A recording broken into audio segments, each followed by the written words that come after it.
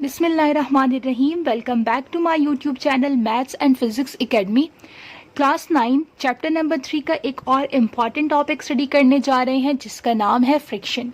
Video start करने से पहले मेरी आपसे रिक्वेस्ट है कि चैनल को मस्ट सब्सक्राइब करें, बेल आइकन को प्रेस करें ताकि मेरी हर नई आने वाली वीडियो आप तक सबसे पहले पहुंच सके।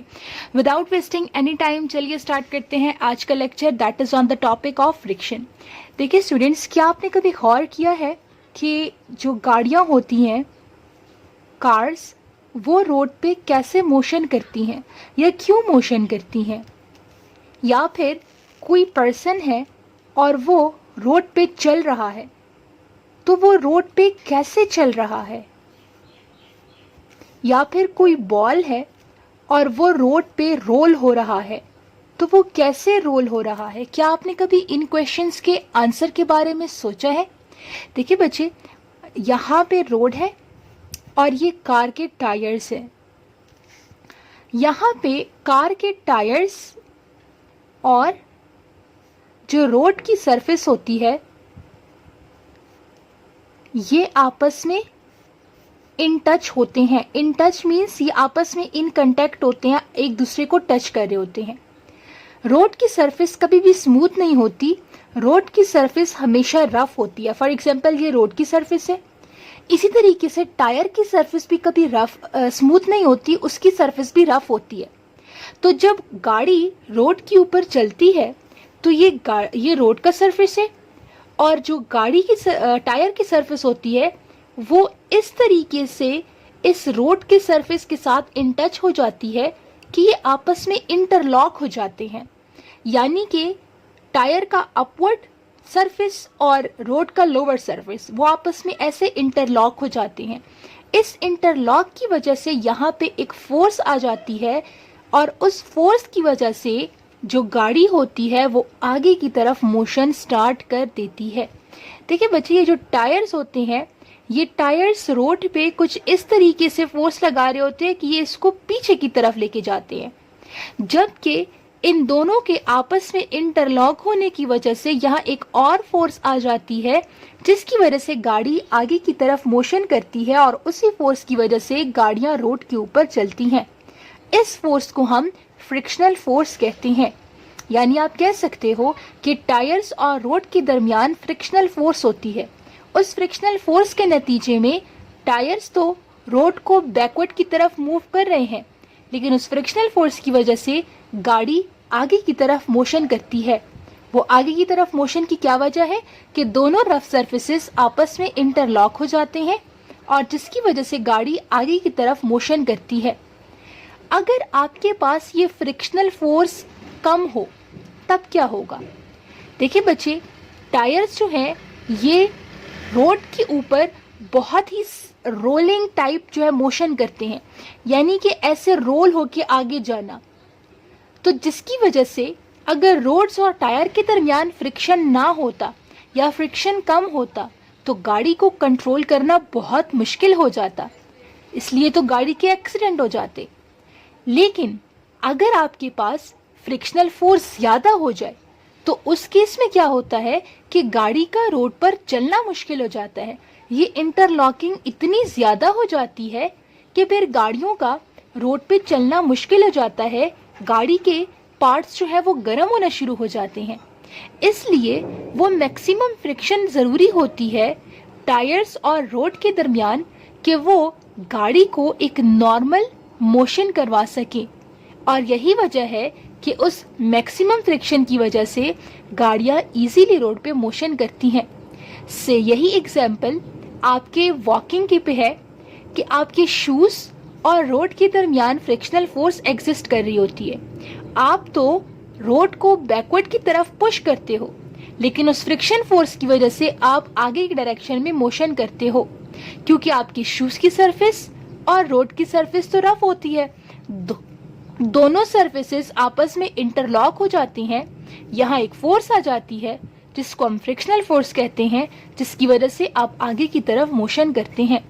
तो फ्रिक्शनल फोर्स वो फोर्स है जो किसी भी सरफेस के मोशन को ओपोज करने की या फिर रेजिस्ट करने की कोशिश करे लेकिन इस रेजिस्टेंस के लिए दोनों ऑब्जेक्ट का इन कांटेक्ट में होना जरूरी है। जैसा कि आपने गाड़ी के केस में देखा तो टायर्स एंड रोड्स आपस में इन कांटेक्ट थे।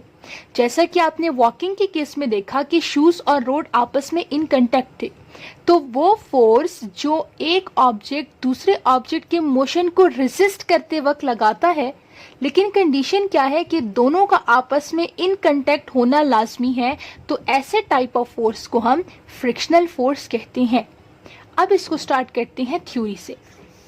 The force that resist motion when the surface of one object comes in contact with the surface of another is called friction।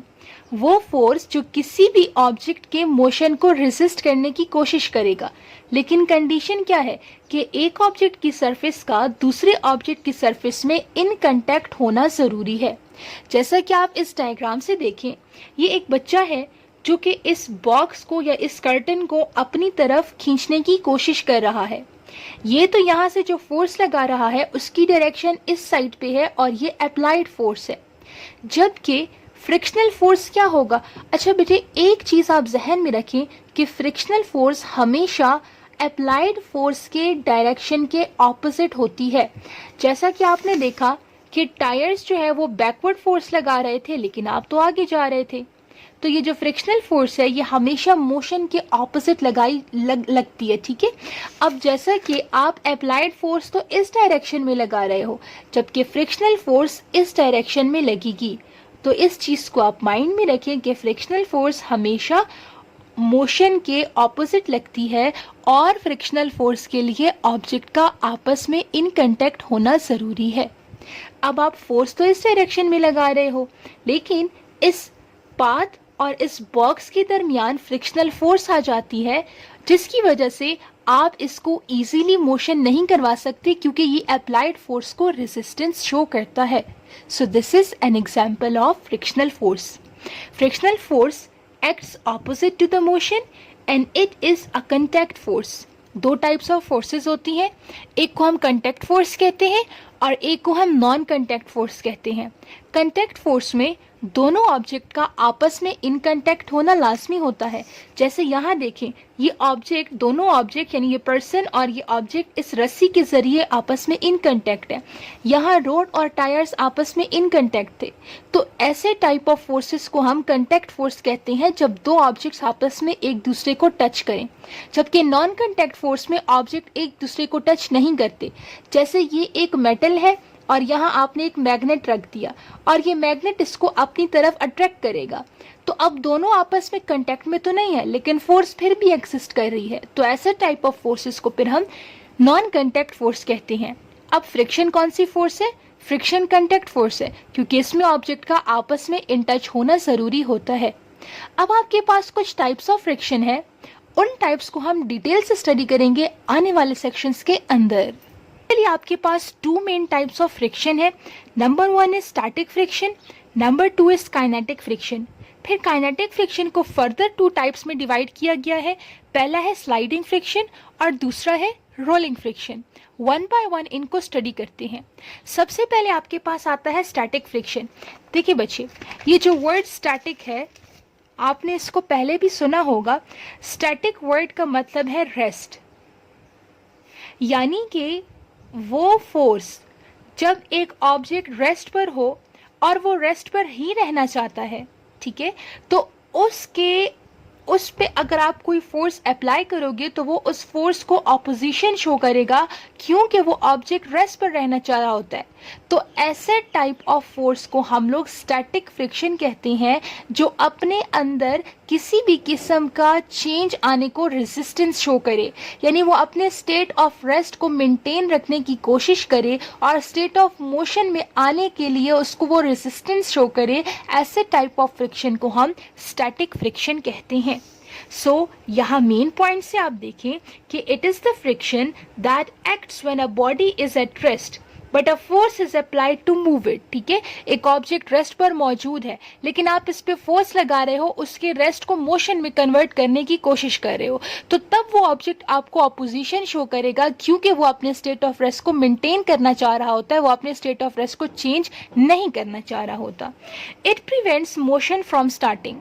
अब ये अगर रेस्ट पर है तो ये तो रेस्ट पर ही रहना चाहता है, इसलिए ये अपने अंदर आने वाली मोशन को ऑपोजिशन करने की कोशिश करता है, रेजिस्टेंस शो करने की कोशिश करता है। So it prevents motion from starting. इसके एग्जाम्पल्स हम समझेंगे आने वाले सेक्शंस के अंदर। बच्चे, ये आपके पास एक टेबल है और इस टेबल के ऊपर हमने एक बॉक्स रख दिया है। ठीक है, अब आपको पता है कि हर ऑब्जेक्ट का कुछ ना कुछ वेट होता है और उसका वेट हमेशा डाउनवर्ड एक्ट करता है। तो मैंने इस एरो शो किया कि इधर यहाँ पे एफ जी एक्ट कर रहा है। एफ जी मीन्स ग्रेविटी, और ग्रेविटी हमेशा डाउनवर्ड एक्ट करती है। और एक और फोर्स होता है जिसको हम नॉर्मल फोर्स कहते हैं। इन दो फोर्सेस को आप इग्नोर कर लें। सबसे पहले तो अगर आप देखें तो इस बॉक्स के ऊपर ग्रेविटी एक्ट कर रही है। ठीक है, और वो क्योंकि इसका वेट है तो इसके ऊपर ग्रेविटी एक्ट कर रही है और वो डाउनवर्ड डायरेक्शन में है। अगर ग्रेविटी इस पे एक्ट कर रही है और वो भी डाउनवर्ड डायरेक्शन, तो फिर चाहिए तो ये कि ये बॉक्स नीचे गिर जाए, लेकिन ये बॉक्स तो टेबल से नीचे नहीं गिरता, क्योंकि यहाँ पे एक और फोर्स होती है जो कि बिल्कुल परपेंडिकुलर एक्ट करती है इस बॉक्स के, और ये फोर्स एग्जैक्टली बराबर होती है ग्रेविटेशनल फोर्स के इन मैग्नीट्यूड, जिसकी वजह से दोनों की डायरेक्शन ऑपोजिट होती है, नेट इफेक्ट कैंसिल हो जाता है और ये ऑब्जेक्ट अपने पोजीशन पे ही रहता है, पोजीशन चेंज नहीं करता।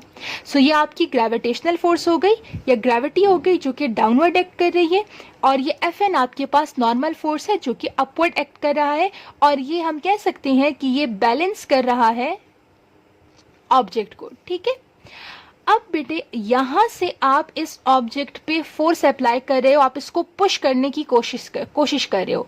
आपने इस डायरेक्शन में फोर्स अप्लाई की। चूंकि ये ऑब्जेक्ट रेस्ट पर है तो यहाँ पे स्टैटिक फ्रिक्शन अप्लाई होगी। स्टैटिक फ्रिक्शन आपके अप्लाइड फोर्स के डायरेक्शन के ऑपोजिट होगी, और ये आपके अप्लाइड फोर्स को रेजिस्टेंस शो करेगा, ओपोज करने की कोशिश करेगा। तो अप्लाइड फोर्स इस डायरेक्शन में है तो स्टैटिक फ्रिक्शन इस डायरेक्शन में लगेगी, और ये अपने अंदर आने वाले चेंज को ओपोज करने की कोशिश करेगा, जिसकी वजह से ये बॉक्स अपनी पोजीशन चेंज नहीं करेगा। हाँ, अगर आप स्टैटिक फ्रिक्शन की मैग्नीट्यूड से ज़्यादा फोर्स अप्लाई कर दें तब आपका ये बॉक्स मोशन करेगा, लेकिन अगर आपका अप्लाइड फोर्स स्टैटिक फोर्स से कम है तो उस केस में स्टैटिक फ्रिक्शन आपको ओपोज करने की कोशिश करेगा और ये बॉक्स अपनी पोजीशन को चेंज नहीं करेगा।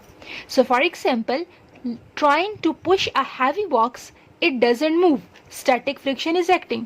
यानी आप एक हैवी बॉक्स को पुश करने की कोशिश कर रहे हो, चूंकि वहां पे स्टैटिक फ्रिक्शन है तो वो बॉक्स अपनी पोजीशन को चेंज नहीं करेगा, वो अपने स्टेट ऑफ रेस्ट को मेंटेन करने की ही कोशिश करेगा। क्लियर हो गया? अब आपके पास सेकंड टाइप है, that is kinetic friction. Kinetic friction के नाम से ही जाहिर है काइनेटिक का वर्ड का क्या मतलब होता है।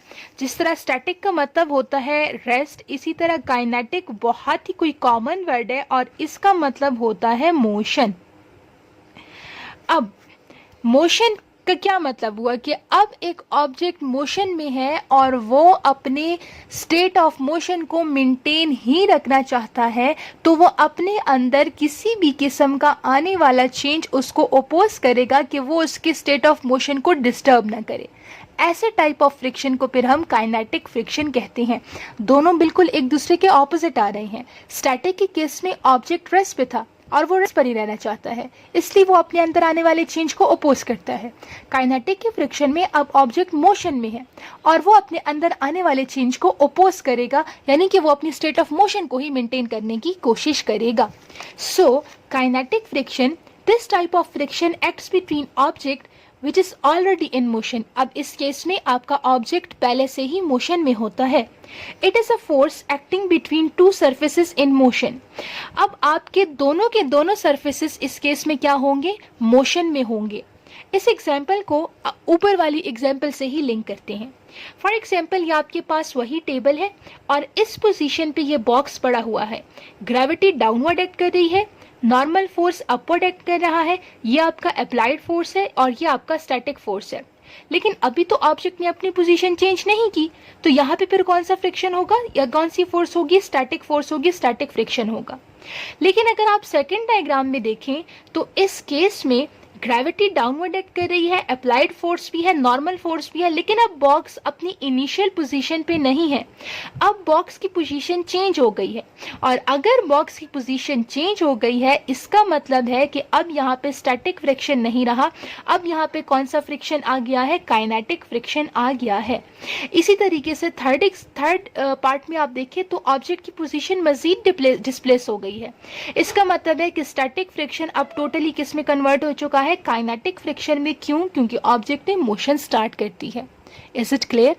काइनेटिक फ्रिक्शन को फर्दर 2 टाइप्स में डिवाइड किया जाता है। Number 1 is sliding, number 2 is rolling friction, जिसको हम स्टडी करेंगे आने वाले सेक्शंस के अंदर। Number 1 is sliding friction. Sliding friction को हम काइनेटिक फ्रिक्शन भी कहते हैं क्योंकि ये मोशन से ही रिलेटेड होता है। This friction, the friction that is needed to keep a surface sliding over another surface is called sliding friction। यानी ऐसी टाइप ऑफ फ्रिक्शन जो एक सरफेस को दूसरे सरफेस के ऊपर स्लाइड करने की कोशिश करता है, ऐसे टाइप ऑफ फ्रिक्शन को हम लोग स्लाइडिंग फ्रिक्शन कहते हैं। फॉर एग्जाम्पल ये आपके पास एक स्लाइडिंग प्ले जो बच्चों का स्लाइड होता है। अब उसमें आप देखिए कि बच्चे ऊपर से नीचे आते हैं और इस टर्न पे बच्चा नीचे नहीं गिरता बल्कि वो टर्न हो जाता है। अब वो टर्न क्यों होता है? क्योंकि यहाँ पे स्लाइड और बच्चे के दरमियान जो फ्रिक्शन एग्जिस्ट कर रही होती है वो स्लाइडिंग फ्रिक्शन होती है, जिसकी वजह से वो अपनी पोजीशन को चेंज करके इस स्लाइड के ऊपर स्मूथली मोशन करता है, वो इससे बाहर नहीं जाता। इसी तरीके से ये एक बॉक्स है और एक पर्सन इसको पुश करने की कोशिश कर रहा है, तो ये जो पुश ये अप्लाई कर रहा है इसके नतीजे में फॉर एग्जाम्पल ये पहले इस पोजीशन पे था, अब इस पोजीशन पे आ जाए, तो यहाँ पे जो स्लाइड हुआ है ये बॉक्स एक पोजीशन से दूसरे पोजीशन तक, इस टाइप ऑफ फ्रिक्शन को हम स्लाइडिंग फ्रिक्शन कहते हैं। For example pushing a box on a surface, kid playing on a slide. Clear? Second type of kinetic friction is rolling friction. इसके नाम से ही जाहिर है कि अब ऑब्जेक्ट स्ट्रेट मोशन नहीं करेगा, स्लाइड मोशन नहीं करेगा, बल्कि रोलिंग मोशन करेगा। और रोलिंग मोशन करते वक्त जो फोर्स होगी, जो फ्रिक्शन होगी, वो कौन सी फ्रिक्शन होगी? रोलिंग फ्रिक्शन होगी। So the resistive force that opposes motion of an object rolling over a surface is called rolling friction. ऐसी फोर्स जो किसी भी ऑब्जेक्ट को ओपोज करता है from rolling over a surface, यानी एक सरफेस के ऊपर सर्कुलर मोशन या रोलिंग मोशन करने से ओपोज करता है, ऐसे टाइप ऑफ फोर्स को या ऐसे टाइप ऑफ फ्रिक्शन को हम रोलिंग फ्रिक्शन कहते हैं। फॉर एग्जाम्पल ये आपके पास एक व्हील है और आप इस व्हील को इस डायरेक्शन में पुश कर रहे हो। पहली बात कि फ्रिक्शन तो हमेशा अप्लाइड मोशन के ऑपोजिट अप्लाई होता है। अगर आपका अप्लाइड फोर्स या पुश वाला फोर्स इस डायरेक्शन में है तो फ्रिक्शन वाला फोर्स इस डायरेक्शन में लगेगा। दोनों फोर्सेस आपस में इंटरलॉक हो जाएंगे, जिसकी वजह से आपका व्हील आगे की तरफ रोल होना शुरू हो जाएगा। क्लियर हो गया? इसी तरीके से एक और एग्जाम्पल समझें। अब ये वही बॉक्स है, वही पर्सन है, लेकिन अब हमने इस बॉक्स के नीचे टायर्स लगा दिए हैं। अब इस टायर्स और इस रोड के सरफेस के दरमियान कौन सी फ्रिक्शन होगी? रोलिंग फ्रिक्शन होगी। यहाँ से तो आप पुश वाला फोर्स लगा रहे हो और इस डायरेक्शन में आपका क्या हो जाएगा? रोलिंग फ्रिक्शन एग्जिस्ट हो जाएगी और इस रोलिंग फ्रिक्शन के नतीजे में आपका जो बॉक्स है या आपका जो ये जो पर्सन इस बॉक्स को जो पुश करने की कोशिश कर रहा है उसके नतीजे में ये बॉक्स आगे की तरफ मोशन स्टार्ट कर देगा। इसी तरीके से जो आपने गाड़ी वाली एग्जांपल समझी, ये भी आपके पास रोलिंग फ्रिक्शन की एग्जांपल में आता है, क्योंकि टायर यहाँ से आप अप्लाइड फोर्स लगा रहे हो, टायर्स रोड को बैकवर्ड की तरफ मोशन कर रहा है, लेकिन फ्रिक्शनल फोर्स की वजह से आपकी गाड़ी आगे की तरफ जाती है, तो ये टायर्स और इस रोड के दरमियान कौन सी फ्रिक्शन एग्जिस्ट करती है? रोलिंग फ्रिक्शन एग्जिस्ट करती है, जिसकी वजह से गाड़ी स्मूथली जो है रोड पे मोशन करती है। तो दिस आपको आज का लेक्चर बहुत अच्छे से क्लियर हो गया होगा। किसी भी कंफ्यूजन के लिए आप कमेंट सेक्शन में पूछ सकते हैं। चैनल को सब्सक्राइब करें, बेल आइकन को प्रेस करें। मिलेंगे आपसे नए लेक्चर में नए एग्जाम नोट्स के साथ। तब तक के लिए अपना बहुत सारा ख्याल रखें। अल्लाह हाफिज।